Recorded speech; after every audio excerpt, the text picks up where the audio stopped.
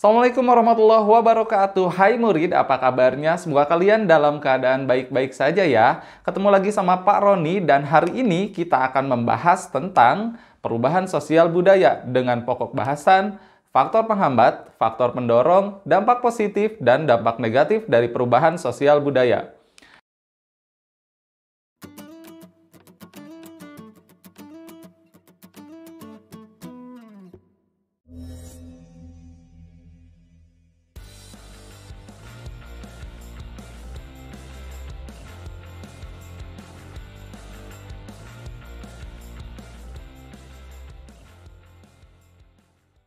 Dan pokok bahasan ini merupakan pokok bahasan terakhir dari perubahan sosial budaya. Simak videonya sampai habis, jangan di skip-skip karena di ujung nanti akan ada kuis untuk kalian semua.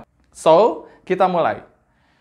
Dan anak-anak, di sini Bapak sudah punya 12 pernyataan dan ada kolom faktor penghambat dan faktor pendorong dari perubahan sosial budaya. Di kolom sebelah kiri kalian itu ada faktor penghambat dan di kolom paling kanan kalian ada faktor pendorong. Di tengah-tengah ada pernyataan-pernyataan yang akan kita cocokkan, yang akan kita klasifikasikan apakah pernyataan tersebut masuk ke faktor penghambat atau faktor pendorong dari perubahan sosial budaya.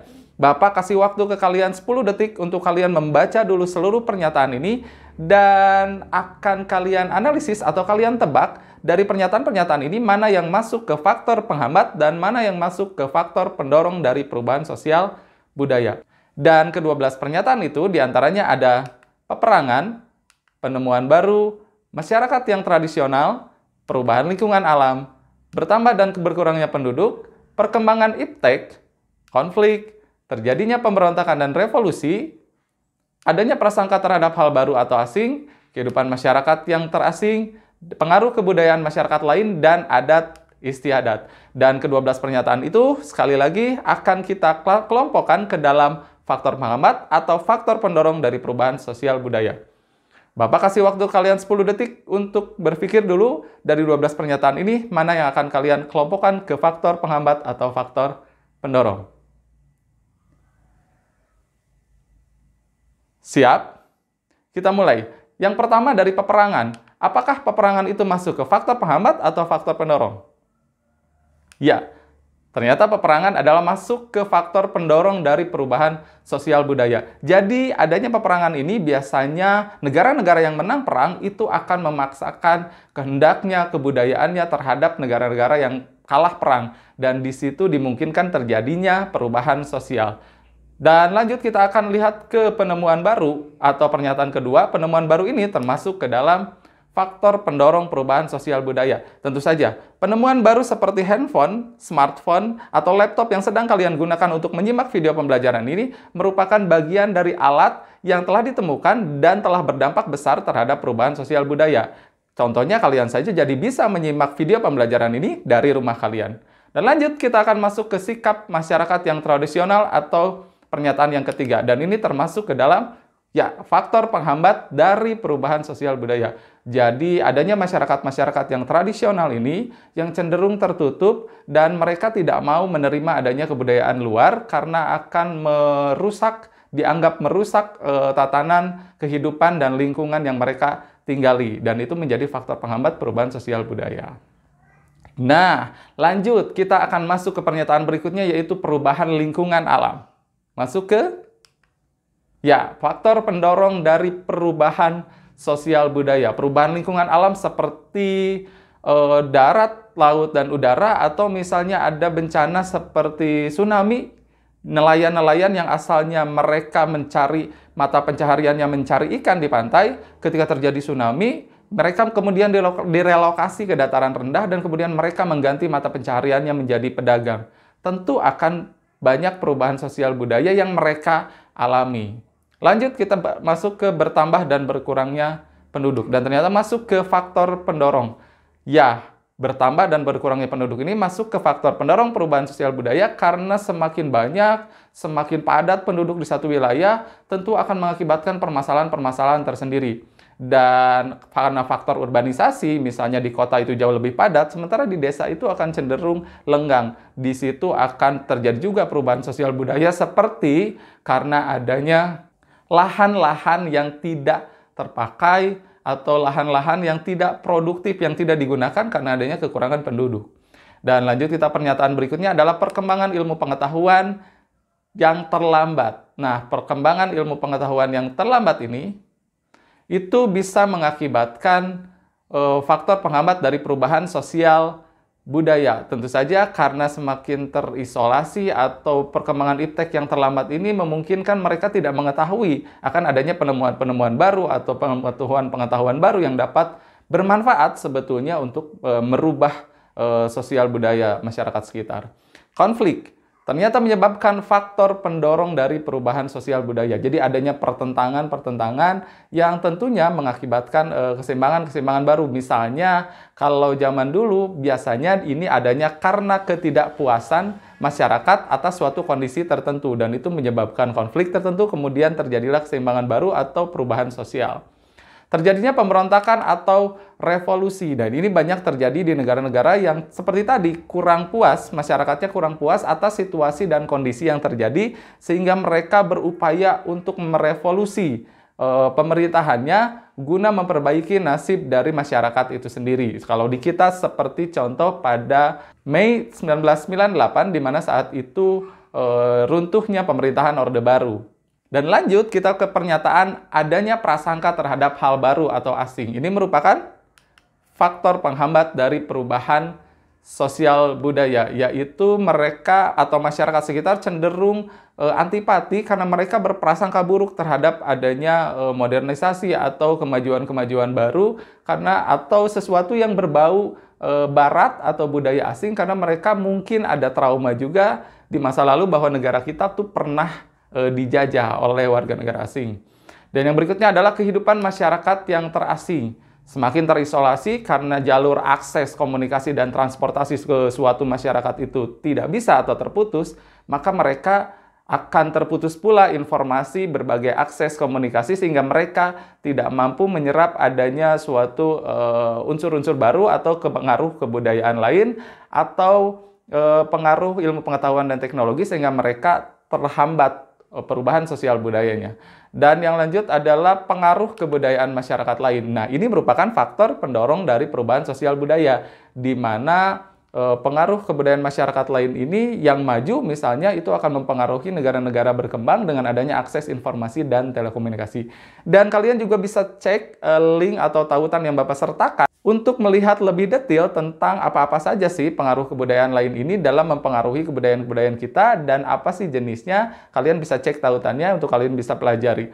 Dan yang terakhir adalah pernyataan adat istiadat, dan ini merupakan faktor penghambat perubahan sosial budaya, di mana ada suatu masyarakat yang cenderung untuk memiliki nilai-nilai luhur dari adat istiadatnya dan tidak ingin terpengaruh oleh kebudayaan lain, dan itu menyebabkan faktor penghambat perubahan sosial budaya. Nah, gimana? Kalian sudah menebak ke-12 pernyataan ini dengan baik? Siapa yang benar semua? Kalian keren. Kita lanjut ke dampak positif dan dampak negatif dari perubahan sosial budaya. Di sini Bapak sudah punya beberapa pernyataan dan kembali kita akan klasifikasikan pernyataan yang mana yang masuk ke dampak positif dan pernyataan mana yang masuk ke dampak negatif. Kita mulai di pernyataan-pernyataannya, diantaranya ada kerusakan lingkungan, eksistensi adat yang berkurang, tercipta tenaga kerja yang profesional, terbentuknya nilai dan norma yang baru, tercipta lapangan pekerjaan baru, terjadinya disintegrasi sosial, terjadinya pergolakan di daerah, kenakalan remaja, perkembangan iptek, hingga peningkatan efektivitas dan efisiensi kerja. Dan kita mulai dari pernyataan yang pertama. Yang mana? Kerusakan lingkungan. Dampak positif atau dampak negatif? Ya, kerusakan lingkungan adalah merupakan dampak negatif dari perubahan sosial budaya, di mana kecenderungan untuk peningkatan efisiensi kerja seperti adanya mesin-mesin baru, adanya teknologi-teknologi baru, dan adanya penemuan-penemuan baru membuat mata pencaharian atau produksi-produksi ini dikembangkan secara masif, namun kadang-kadang lahan-lahan atau mereka tidak ramah lingkungan sehingga menyebabkan kerusakan lingkungan. Lanjut ke pernyataan yang kedua, yaitu eksistensi adat yang berkurang, dan ini masuk ke dampak negatif dari perubahan sosial budaya. Jadi eksistensi adatnya berkurang karena masyarakat akan cenderung mulai menerima perubahan-perubahan sosial budaya atau pengaruh-pengaruh kebudayaan lainnya. Jadi eksistensi adatnya berkurang. Lanjut kita ke pernyataan yang ketiga, yaitu tercipta tenaga kerja yang profesional. Dan ini masuk ke dampak positif. Dengan adanya pendidikan, pengaruh kebudayaan lain, akses komunikasi, dan informasi yang sangat masif menyebabkan tenaga kerja kita kemudian mulai terampil dan profesional karena kita bisa belajar dari banyak hal, termasuk dengan penemuan-penemuan baru. Dan ini menyebabkan dampak positif dari perubahan sosial budaya.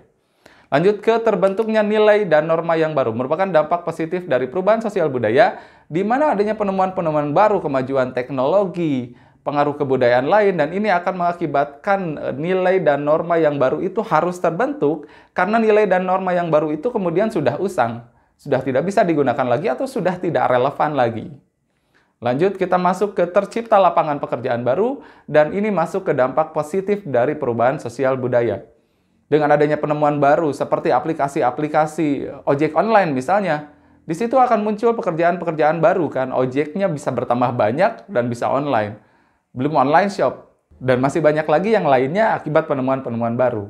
Lanjut ke pernyataan terjadinya disintegrasi sosial, dan ini masuk ke dampak negatif dari perubahan sosial budaya. Jadi disintegrasi sosial itu adalah perpecahan di antara masyarakat, karena adanya masyarakat yang kemudian dianggap telah berbeda secara pandangan karena adanya pengaruh kebudayaan lain dengan adanya akses informasi dan komunikasi yang begitu tinggi atau masif.